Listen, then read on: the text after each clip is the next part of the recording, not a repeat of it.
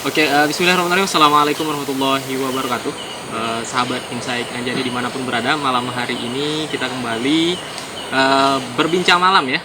Dan pada malam hari ini juga kita kedatangan tamu yang sangat istimewa, yang tentunya banyak sahabat pendengar, terutama santri yang ada di Pondok Pesantren NW Anjani yang mungkin beliau-beliau ini tidak asing lagi ya. Mungkin nanti bisa membuka masker biar benar-benar tidak asing. Nah, jadi pada malam hari ini kita kedatangan, saya perkenalkan langsung, mungkin untuk nama nanti langsung diperkenalkan diri ya. Kita kedatangan Ketua Senat Ma'had Darul Quran wal Hadis Nahdlatul Wathon NW Anjani, kemudian Ketua BEM IAIH NW Anjani yang malam hari ini diwakilkan oleh sekretarisnya.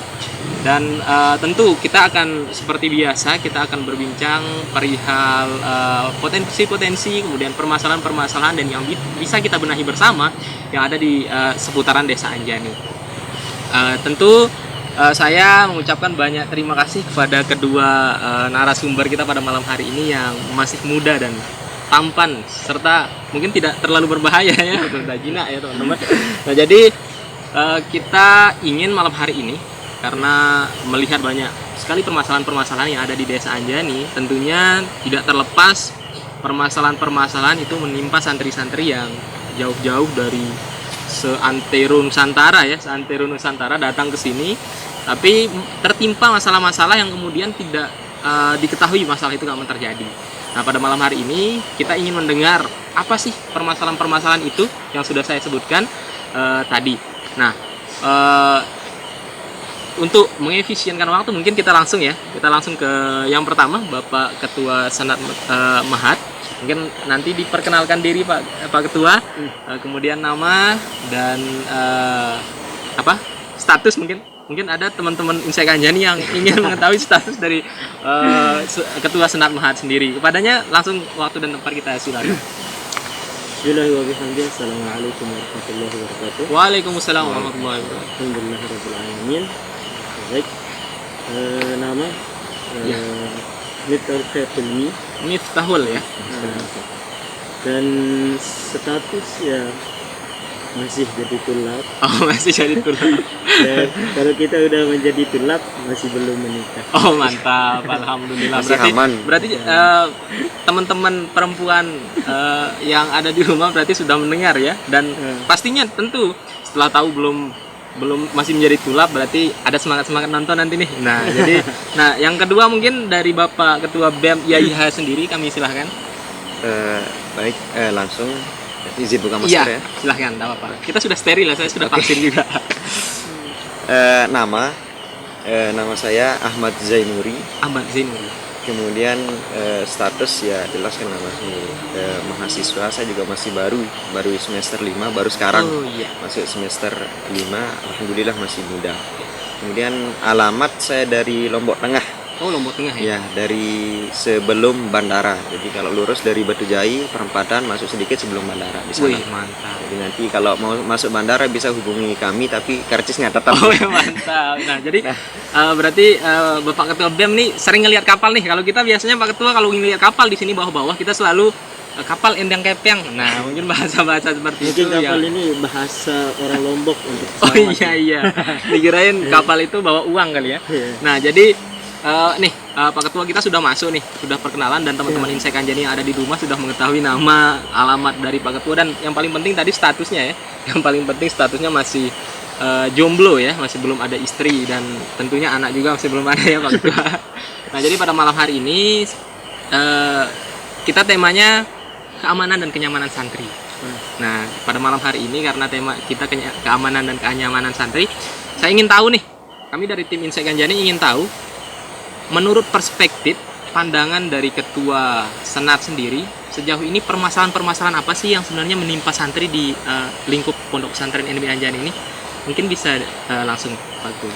Baik, sejauh ini keamanan ya permasalahan yang sering dihadapi oleh tulab talibat Ma'had Darul Quran wal Hadis, baik tulabnya talibatnya yang ngekos di kawasan Desa Anjani ini, permasalahannya keamanan saja sih.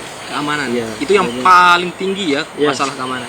Ya kebiasaan, karena laporan-laporan yang datang ke kami itu cuma itu aja, masalah keamanan aja. Ya, keamanannya seperti apa masalahnya? Keamanan dari segi mungkin banyak kejadian di kos-kos teman-teman kita, kos-kos kelapa libat, terutama juga ketika selesai mengaji ketika malam. Kan biasa kita mempunyai jadwal ngaji ekstra malam, setiap malam. Dan terkadang pulang jam 9 gitu. Jadi ketika pulang terkadang sering kedapatan gitu di jambret. Berarti ya, ketika pulang ngaji itu dijambret. Ya, dijambret. Itu cewek apa cowok? Cewek. Apa libat? Itu kebiasaan kemarin yang saya temukan ada 2 cewek. Ada yang cowok 1 yang saya temukan langsung. Tapi memang banyak yang dapat cerita. Dan juga ketika waktu mahat juga. Waktu mahat berarti siang ya? Pagi siang. Dari pagi sampai siang itu. Kan rata-rata teman-teman kita kalau libat ini pagi sampai siang itu rata-rata sudah mahat. Dan tiba-tiba pulang mahat terkadang melihat kosnya udah terbuka. Udah amburadul gitu aja Pak Ketua ya? Iya. Dan juga laporan-laporan dari desa juga dia lihat pakai seragam mahat gitu ya masuk. Gitu. Berarti enggak penampilannya kayak mahat gitu, kemudian masuk untuk mengobrak-abrik kosnya teman-teman mahat. Ya, itu ada kejadian seperti itu. Makanya kita khawatir sekali. Jangan sampai gara-gara ini kan nama mahat itu yang akan jadi pembicaraan di desa. Ya, apakah yang dijelaskan yang tadi itu, yang berpakaian mahat kemudian mengobrak-abrik kosnya teman-teman yang ada di desa Anjani, dalam tanda kutip, apakah itu bukan santri, bukan mahat sendiri, ataukah ada indikasi-indikasi orang-orang yang bukan? Kalau saya dapat laporan dulu, ketika ada kejadian ini laporan yang saya dapatkan, itu orang ini menurut orang-orang yang langsung teman saya ada seorang tulak yang ketemu langsung orang yang yang masuk ini, si pelakunya ini, dia pas dia di sana pas dia lihat mukanya itu asing.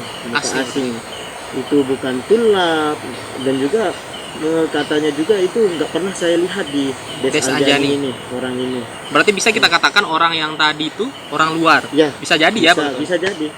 Seperti sampai ada yang sebut desanya, orang desa ini kayaknya itu ini. Tapi tidak pernah menyebut desa Anjani.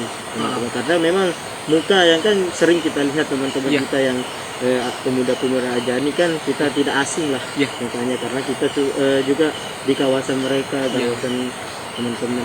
Jadi makanya mungkin karena laporan dia melihat mukanya asing sekali, makanya dia yakin itu bahwa orang luar. Apakah itu cuma sekali kejadian atau pernah 2 kali atau 3 kali kejadian yang seperti itu Pak Ketua? Kalau dalam laporan yang terima itu itu 2 kali. 2 kali ya. Tapi Allah alam kan mungkin bisa saja ada tapi tidak ngelapor gitu. Ya. Nah, selain itu Pak Ketua, kira-kira permasalahan apa lagi yang kemudian Pak Ketua pernah temukan di? Dan juga permasalahan yang kita ketemukan di itu di kawasan Mahat. Ya. Kawasan Mahat itu kan kalau orang melihat di kawasan Mahat itu berarti itu udah menyangkut semua santri. Ya. Semua santri yang ada di sana. Karena itu sentral dari pondok pesantren sendiri. Pondok pesantren sendiri. Nah, sering kita dapat laporan dan juga saya melihat, tapi kalau saya melihat cuma melihat saja, tapi tidak sampai melihat ketika misalkan di gedung baru, yang di gedung baru kadang banyak yang minum. Itu gedung baru posisinya di mana? Gedung baru, ya gedung lama tapi belum jadi gedung itu. Yang berarti yang di depan lapangan berarti Pak? Ya, di samping pas kita masuk kan ada lapangan sebelah kanan, gedungnya sebelah kiri. Ada gedung yang belum jadi itu. Di situ terkadang kan gelap sekali di sana. Akhirnya di sana banyak dari teman-teman Niki juga sering ngelapor bahwa ada yang bawa anunya. Ada yang bawa. Ya, dalam tanda kutip remaja-remaja lah ya. Remaja-remaja ke sana. Ada yang bawa air juga.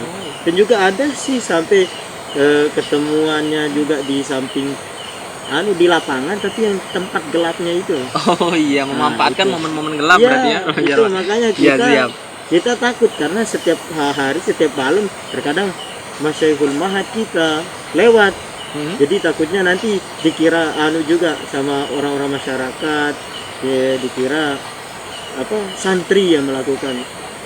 Berarti Makanya kita untuk takut. menjaga paradigma masyarakat luar terkait dengan Iya. Ponpes ini sendiri kita ya sebenarnya ya. Padahal itu bukan dari golongan santri sendiri Pak Ketua. Iya. Ya, terima kasih sejauh ini luar biasa sekali. Ada informasi-informasi baru yang kita dapatkan dari Pak Ketua. Nanti kemudian saya langsung oper mungkin ya ke Pak Ketua BEM yang dalam hal ini sekretaris jenderalnya yang hadir.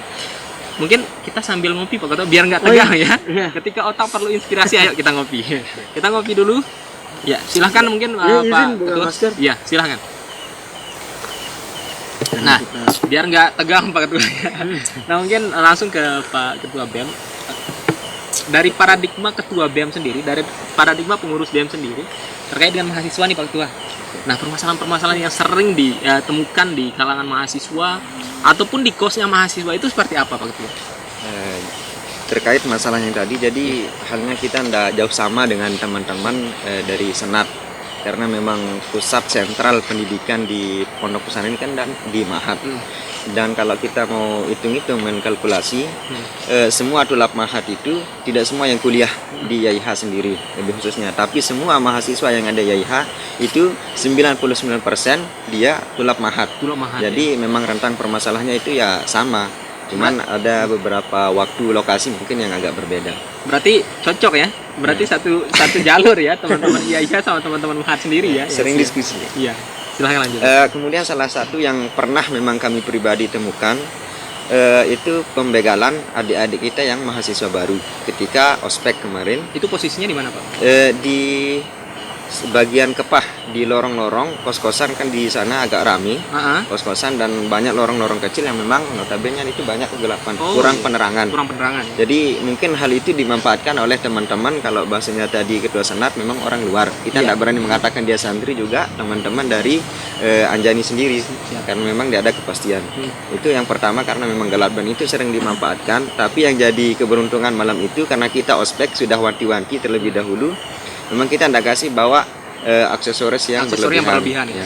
Yang berharga itu memang tidak kita kasih untuk mewanti hal tersebut. Siap. Dan alhamdulillah hal itu cuman dihadang, digeledah dan ternyata tidak ada. Oh, sempat sampai digeledah. Itu perempuan posisinya? Perempuan. Oh, iya. Waktu itu perempuan dan lapor ke kita penitia. Sehingga pada malam-malam berikutnya ya kita berinisiatif sebagian kita yang ngantar peserta. Dan itu kami pribadi sempat ngantar sampai kos dan memang kita temukan, tapi tidak dalam keadaan pembegalan. Waktu itu memang karena ada yang nongkrong-nongkrong di tepi-tepi. Ya. Kita tidak bisa nyalahkan memang rumah. Kita kan pendatang santri. Jadi memang rumah dan kawasan mereka sendiri. Namun yang menjadi permasalahan itu adalah ada kadang kata-kata gangguan, adik, dan itu kan sudah jam malam, jam tengah, dan itu kan pasti ada rasa terganggu, rasa ketidaknyamanan, khawatir, terlebih adik-adik kita yang cewek. Yang pertama yang tidak bisa. Kemudian sama kayak tadi terkait dengan minuman keras, kemudian orang-orang yang tadi kata kutipnya remaja bawa pasangan itu pernah kita temukan di depan kampus. Oh, di depan kampus ya. Dan mereka memang kalau bahasa remajanya itu ketemuan. Dan waktu itu kita kita lihat dari jarak jauh.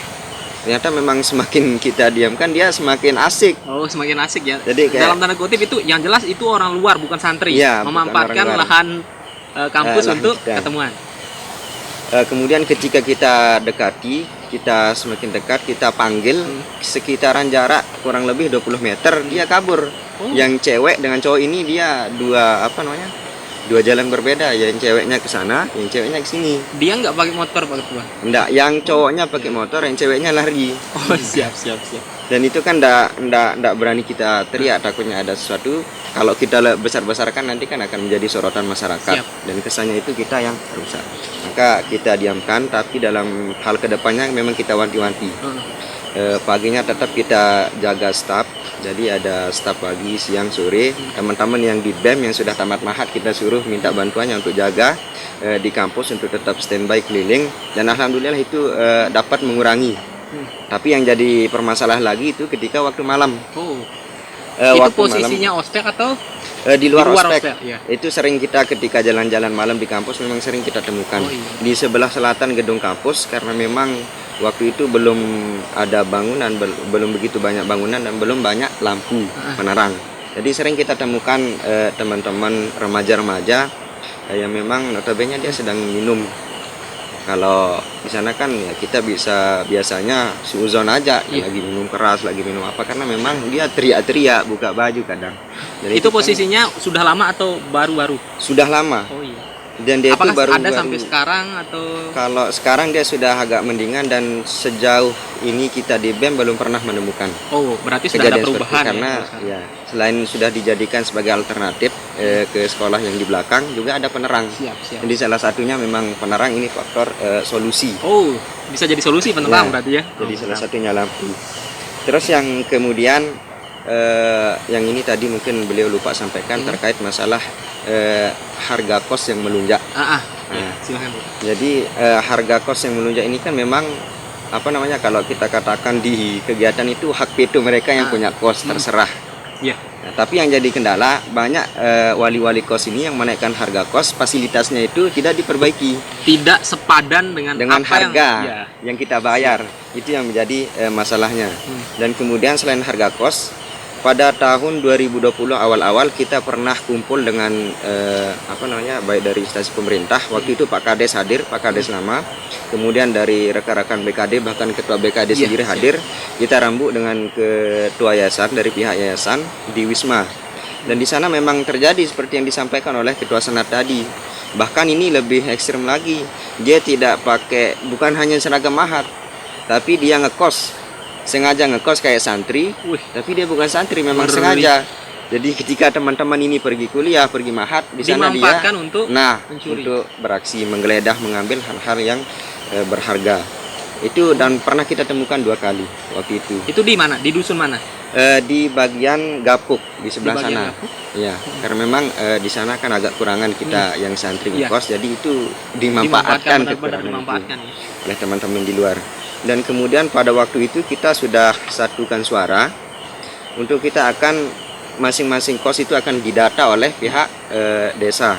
Jadi pihak desa yang akan mendata berapa banyak kos, kemudian akan ditekankan untuk membuat penjaga kos, karena banyak kos-kos ini yang dibuat ditinggalkan oleh pemiliknya. Berarti itu dibuat jadi usaha kemudian ditinggalkan, dapat uang terus pergi ya? Ya, jadi kesannya cuman ketika musim pembayaran dia datang, ketika itu dia pergi, dan tidak ada tanggung jawab sama sekali. Ada tanggung jawab sama sekali. Itu yang menjadi masalah. Jadi misalkan kayak tadi teman-teman yang mengatakan oh dia asing, maka kalau ada wali kos atau orang yang disuruh standby menjaga, kan paling tidak akan ada data. Ketika temannya dibawa berapa, kemudian dia dari mana, itu kan ada data, sehingga enak kita akan menyelidiki kalau ada hal-hal yang tidak kita inginkan terjadi. Kemudian ketika waktu malam itu banyak mahasiswa kita sekarang sudah aktif kuliah malam. Oh, ada kuliah malam sekarang? Ada kuliah malam. Itu paling lama ya jam 9.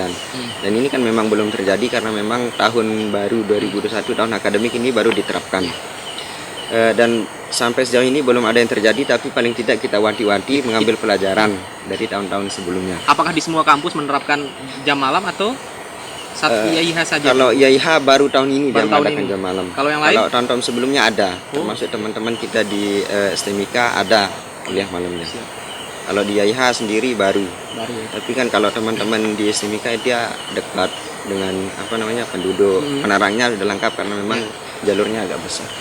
Kemudian selain dari itu kita sudah menemukan kesepakatan waktu itu dengan pihak desa di gang-gang yang ada di Anjani yang notabene banyak kos-kosan, itu kita akan membuat portal. Nah, jadi di portal itu nanti akan ada penjaga, dan waktu itu yang paling kita sepakati bersama baik dari yayasan maupun desa itu adalah kartu identitas santri. Nah, itu ya. Jadi kartu identitas santri ini akan ditanggung pendataannya dari desa, namun yang akan melakukan pendataan itu dari kita pihak yayasan. Nanti mungkin akan lebih struktur dari senat, dia akan mendata teman-teman di Tulap, kemudian kita di BEM akan mendata di IAIH, jadi lebih terstruktur. Nah itu waktu itu penggunaannya kayak gimana? Ketika jam 9 malam, itu kan rata-rata jam 9 malam udah ditutup semua portal. Ketika ada santri yang pulang ngaji, yang pulang kuliah, ketika mau melewati portal yang ditutup harus menunjukkan kartu identitas, identitas santri, sehingga ada izin dia, kalau tidak punya dia akan ditahan sampai dia bisa benar-benar membuktikan bahwa dia itu benar-benar santri. Ya. Nah, waktu itu cuma sampai detik ini belum direalisasikan. Mungkin itu akan menjadi tugas Pak Kades yang baru ya, karena memang sudah diganti. Mungkin lagi dirancang waktu itu, tapi pergantian tidak ada waktu. Oke Pak Ketua, jadi sejauh ini karena kan tadi ada yang paling permasalahan-permasalahan sudah diungkapkan nih, dan solusi terkait dengan masalah keamanan yang ada di Desa Anjani ini pernah dibicarakan bersama pihak dari pondok pesantren dengan pemerintah desa sendiri waktu itu, waktu Kades lama ya, tapi belum ada tindak lanjut dari sekarang. Nah, harapannya ke depan apakah sudah ada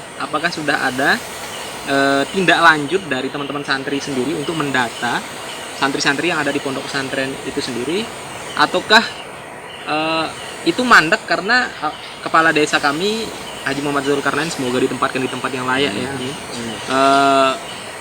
karena beliau sudah pergi, kemudian rencana itu tidak ada tindak lanjut sampai sekarang Pak Ketua, ataukah seperti apa? Mungkin yang dijawab Pak Ketua Senat dulu yang menjawab, silakan. Koordinasi ya. Ini larinya. Jadi sejauh ini mungkin dari pihak teman-teman BEM yang pernah koordinasi sama pihak Anjani, pihak Pak Kepala Desa, atau mungkin dari pihak yayasan juga. Kalau kami kan dari lingkung Mahat aja. Jadi kurang tahu lah tentang masalah ini itu. Yang dia itu. Jadi ya untuk solusi ya. Tapi sejauh ini maksudnya terkait dengan solusi yang disebutkan tadi, ada kesepakatan bahwa teman-teman akan mendata untuk, dan pemerintah desa akan siap memfasilitasi kartu identitas itu. Apakah sejauh ini pandangan dari Bapak Ketua Senat sendiri, apakah itu baik dan bisa menjadi solusi? Kalau dari saya bisa saja. Yang penting kita musyawarah dulu. Kita tidak boleh lepas dari musyawarah. Musyawarah, benar-benar. Jadi jangan sampai pihak A yang udah musyawarah, sedangkan pihak yang ini belum tahu gitu. Sebenarnya kan ini larinya ke musyawarah. Yang penting ada komunikasi dan diketahui sama banyak orang. Jadi yang paling penting kan dari kita itu ketika kita sudah ijtima atau berkumpul sama pihak kepala desa, pihak desa dan teman-teman semua, bisa kita koordinasi dengan lebih baik lagi. Apa rencana kita ke depannya, bagaimana solusinya ke depannya. Oke, mantap. Terkait dengan itu Pak Ketua BEM sendiri, ini kan sudah lama sekitar beberapa bulan yang lalu almarhum Kepala Desa Anjani juga sudah berpulang, kemudian diganti dengan yang baru, sehingga itu saya yakini bahwa itu belum ada tindak lanjut ya. Nah, untuk ke depan nih, ini kan solusi yang baik, kartu identitas, portal akan ditutup, harus menunjukkan kartu identitas Pak Ketua ya. Nah, sejauh ke depan, apakah dari BEM sendiri atau sinergi dari teman-teman Mahat sendiri, apakah akan mendorong kartu identitas itu muncul dengan melakukan pendataan, ataukah itu kesepakatan yang kemarin dibuat dengan pemerintah desa yang sebelumnya dibiarkan berlalu begitu saja, ataukah ada inisiatif baru Pak Ketua? Silakan. Jadi terkait masalah hasil musyawarah kita pada beberapa bulan yang lalu dengan Pak Kades sama, maka perlu ada korelasi tindakan kesinambungan baik kita dari yayasan dengan pihak desa. Jadi kalau di desa kan kita punya namanya Badan Keamanan Desa. Jadi kalau kita bertindak sendiri, nanti teman-teman bapak-bapak kita dari BKD kan tersinggung.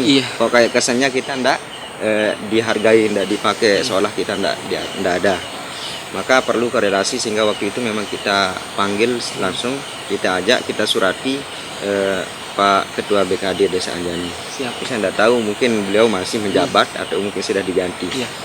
Kemudian masalah implementasi tadi, pengaplikasian data identitas santri itu kita pernah lakukan, tapi bukan pada bentuk pendataan. Waktu itu kita memang saking menunggu, kita punya inisiatif sendiri sama teman-teman pengurus yayasan, terutama yang muda. Waktu itu sempat kami mendata rekan-rekan yang bagiannya di bidang keamanan, kayak di PSHT, bagian-bagian silat itulah yang perlindungan diri. Kita minta beberapa orang, kalau tidak salah waktu itu 12 orang masing-masing perguruan silat.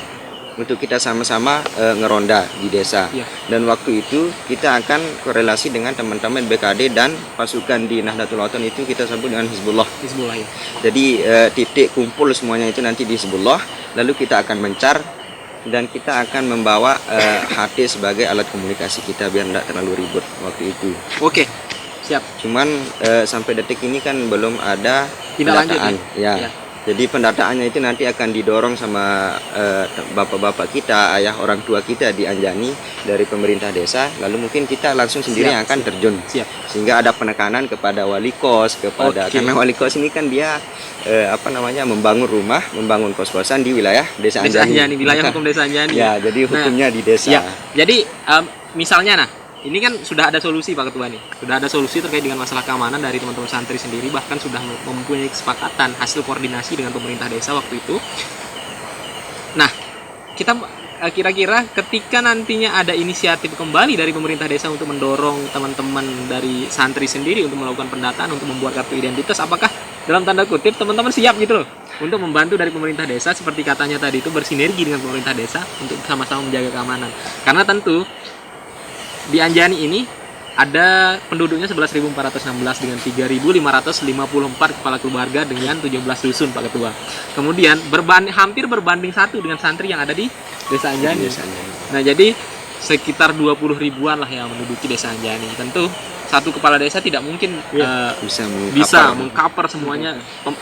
Berapa belas pemerintah desa tidak mungkin mampu mengcover semuanya. Tentu yang sudah disampaikan tadi, sinergitas dari pemerintah desa, kemudian dari pihak yayasan, dari teman-teman mahasiswa, dari teman-teman santri sangat dibutuhkan ya untuk menjaga keamanan bersama. Karena bukan hanya keamanan kita sendiri ya Pak Ketua, tapi keamanan kita bersama di Desa Anjani. Nah, sejauh ini itu solusi sudah ada. Kemudian sebelum kita masuk ke tahap selanjutnya, mungkin saya mengingat kemarin beberapa hari yang lalu ada kecelakaan di Desa Anjani yang semoga almarhumah ditempatkan di tempat yang layak dan mendapat tempat yang terbaik di sisi Allah Subhanahu wa taala. Amin.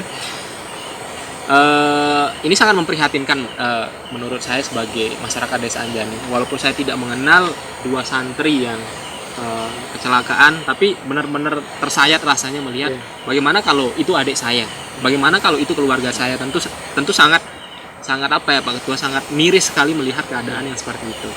Nah, tentu teman-teman sebagai pemangku kebijakan yang ada di organisasi masing-masing tidak ingin melihat hal seperti itu lagi terjadi. Saya ingin menanyakan nih, ini kan jalan provinsi nih, ini jalan provinsi, apakah perlu ataukah apa permasalahan di jalan itu sendiri, salah satu permasalahan di jalan itu sendiri yang perlu dibenahi? Apakah harus ada rambu-rambu, ataukah harus ada polisi tidur walaupun jalan provinsi itu gila-gilaan aja ya? Apakah harus ada polisi tidur banyak biar santri selamat? Kira-kira solusinya dari Pak Ketua Senat itu sendiri seperti apa Pak Ketua? Apakah perlu ada pembenahan atau seperti apa? Ya, kalau dari kami rambu-rambu ini yang penting. Rambu. Ya, penting ditaruhkan rambu-rambu karena orang kan tidak lihat ada rambu-rambu ya langsung kebut-kebut aja. Langsung berkurang. Ya. Jalan lurus sudah besar. Jalan lurus. Sedangkan mungkin dia nggak tahu ada bengkolan di depan kan. Iya. Ya namanya orang udah kebut, kalau ngeri mendatar ngeblank nanti skornya. Tapi itu sih yang perlu kalau dari kami, rambu-rambunya ini biar lebih hati-hati. Siap. Selain itu ada Pak Ketua? Itu aja sih. Oh iya. Saya kira-kira apa yang harus dibenahi di jalan provinsi yang melewati pondok pesantren ini dengan ribuan santri yang berlalu lalang setiap hari? Terkait ya tidak lepas dari Ketua Senat tadi, yang pertama masalah rambu-rambu, tapi mungkin kita lebih spesifik lagi masalah rambu-rambu itu seperti apa nanti kan. Yang pertama ya karena ini jalan provinsi, terus yang berlalu larang itu kan kendaraan roda 4 terus bermuatan berat, dan banyak sopir-sopir ini yang tidak tahu ini wilayah santri, banyak yang berlalu larang, banyak yang berkendara, itu kan tidak semua sopir itu tahu. Jadi harapan yang pertama itu ada rambu-rambu yang bentuk kaca, ada kaca yang cembung, jadi setiap pangkolan itu kan bisa kita lihat dari dua sisi yang berbeda. Kedepannya itu ada apa, ada orang jalan, sepi, ramai, enggak. Itu salah satu. Kemudian yang selanjutnya yaitu penerang. penerang ya, penerang jalan mungkin itu nanti lebih tambah, lebih diperbanyak masalah penerang jalan, baik itu jalan besar, jalan provinsi maupun gang-gang kecil yang ada di bagian-bagian pos. Karena kan kalau mengacu pada tadi kita menginginkan keamanan bersama. Keamanan. Jadi biar tidak ada ini kayak pemerintah desa tidak ada tindakan, teman-teman santri juga kesaduan gitu kan kesannya. Jadi kita benar-benar bersinergi, benar-benar bersinergi ya untuk menjaga keamanan dan keselamatan santri. Keamanan bersama memang harus perlu ada dua tindakan. Terus kemudian yang kemarin sempat booming kita baca di media sosial, baik di media WA maupun Facebook itu terkait masalah pemasangan warning baliho di depan kampus. Di depan kampus Di depan kampus dan itu sangat kami syukuri dan sangat kami berterima kasih yang sebesar-besarnya kepada pemerintah Desa Anjani. Karena sebelum kita memberikan saran dan seperti sebelum kita melakukan tindakan ternyata sudah ada inisiatif lebih dahulu dari pemerintah desa. Karena di sana kan memang banyak sopir-sopir ini yang memandikan mobil seenak EDW ya. Ya, seenaknya saya, kayak bahasa kasarnya itu kayak papu moyangnya ya. Benar. Dan selain dari mencuci mobil, ada juga peternak-peternak mencuci ayam dengan kandangnya, bahkan sampai karung-karungnya dicuci. Dan itu mengganggu bukan hanya santri ya, tapi pejalan diganggu, yang berlalu lalang kita baik santri para diganggu, pengguna jalan diganggu juga. Dan itu kita tidak tahu, kita sempat bingung, oh ini lagi ngapain? Tiba-tiba dia lepas karung di depan sekretariat BEM waktu itu, dan teman yang satunya nunggu di sana di ujung kampus. Jadi ternyata proses pencuciannya itu selama karung itu ada di selokan.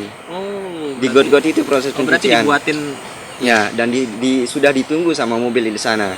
Dan itu yang menjadi kendala, mobil yang nunggu di depan kampus. Jadi dia parkir sehingga ketika teman-teman mahasiswa yang keluar, kita tidak lihat mobil yang datang dari selatan, apa yang datang dari selatan itu kita tidak tahu. Dan itu riskan dengan kecelakaan ya. Dan itu meskipun belum pernah terjadi kecelakaan besar kayak kemarin itu ada yang sampai meninggal, belum pernah, tapi paling tidak kita mewanti-wanti, kita menjaga. Ya, payung sebelum hujan.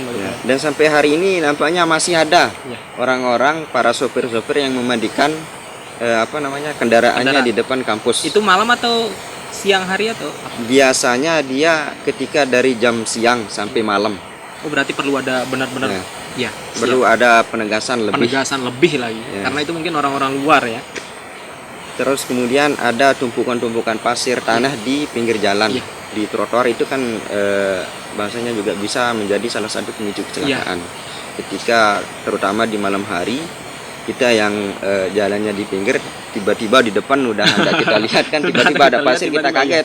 Mau masuk ke jalan besar ada mobil kendaraan, mau ke kiri ada selokan. Jadi bahaya. Jadi solusinya kita pindahkan pasir yang menghalang. Siap. Nah, itu tadi teman-teman Insight Anjani yang ada di rumah sudah dipaparkan permasalahan-permasalahan yang kemudian menimpa santri yang ada di Desa Anjani. Bukan hanya hari ini saja ya, tapi sudah berlangsung lama. Yang kemudian tadi sudah juga dipaparkan bagaimana solusi ke depan terkait dengan pembenahan-pembenahan yang bisa kita lakukan bersama, bukan hanya dilakukan oleh santri sendiri, tapi juga dilakukan oleh masyarakat, dilakukan oleh pemerintah desa, tentu dengan teman-teman bantuan dari teman-teman santri nantinya. Nah, mungkin pertanyaan terakhir dari kami sendiri, kira-kira ke depan nih Pak Ketua Senat dan Pak Ketua BEM, harapannya terkait dengan keamanan, keselamatan dan kenyamanan santri di Desa Anjani itu seperti apa harapannya? Mungkin dari Pak Ketua Senat dulu, harapannya seperti apa sih Pak Ketua? Baik, sebelumnya lanjut sedikit. Ya, silakan. Solusi tadi. Ya, baik, solusi yang telah disampaikan, yang dipaparkan itu masalah lampu juga ini sangat perlu, karena memang di Makat itu sangat sedikit sekali, gelap juga, karena sangat kita perlukan lampu di sana. Dan juga untuk masalah tanda kartu identitas santri, kita akan siap saja. Tapi kita akan tetap kita kan masih di bawah, jadi kita di bawah, kita tidak ada hak wewenang untuk mendaftar tiba-tiba mendaftar teman-temannya, karena kalau bisa perlu komunikasi dari pihak desa dengan pihak yayasan. Nanti pihak yayasan yang akan menginstruksikan kami. Karena kita diajarkan di sana untuk selalu apapun yang kita diperintahkan kita jalankan.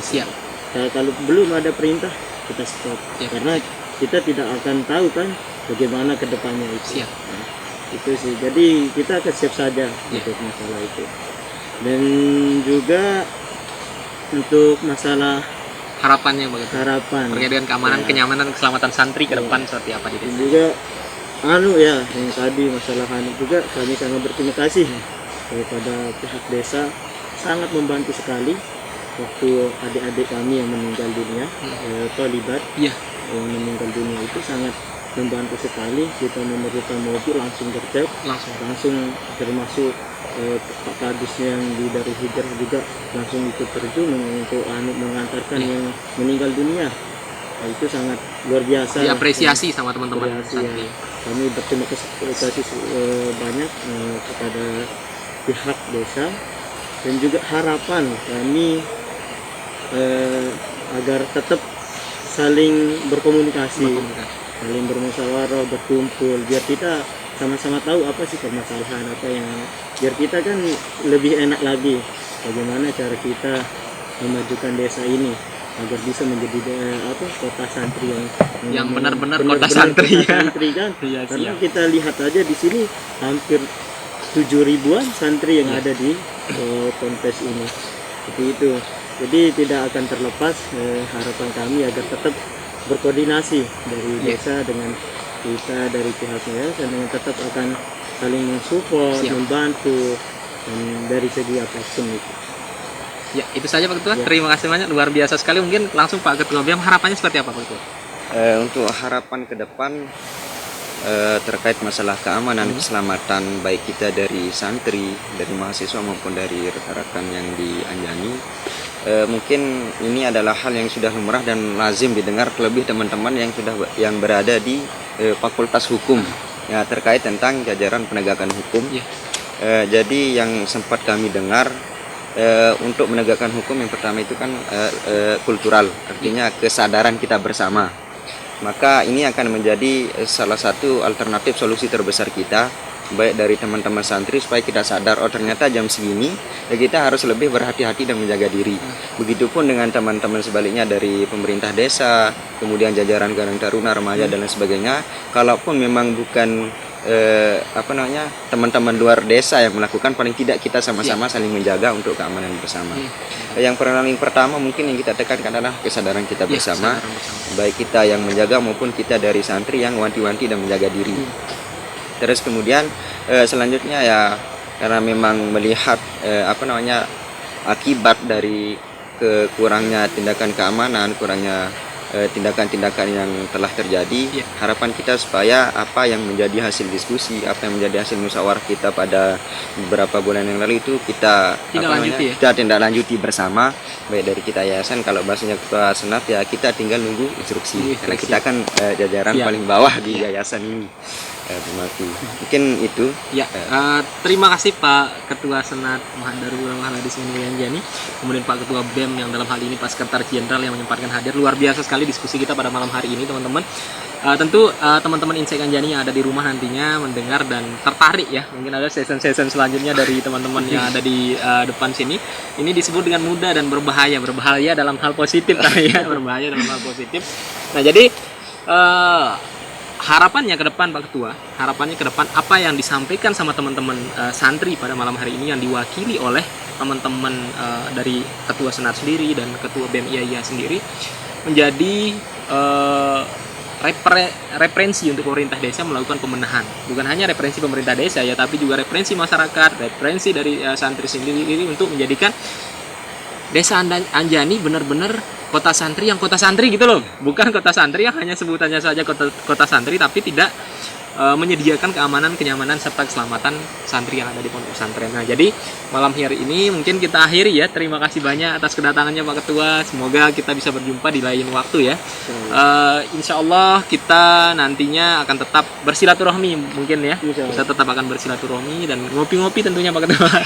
Nah, jadi teman-teman Insight Anjani, mungkin malam hari ini kita cukupkan bincang-bincang malam kita tentunya di kolam yang menjadi primadona desa hari ini, yaitu kolam Embulan Boro Dewi Anjani yang airnya langsung dari mata air ya, yang banyak sekali Pak Ketua berdatangan teman-teman santri, sudah aksesnya dekat. Jadi malam hari ini harapannya apa yang kita bincangkan hari ini yang direkam oleh teman-teman bisa menjadi referensi pembenahan ya, tentunya sekali lagi menjadi referensi pembenahan untuk Desa Anjani menjadi lebih baik ke depan. Mungkin itu saja, terima kasih banyak. Assalamualaikum warahmatullahi wabarakatuh. Saya Nindi Wahyu. Dadah.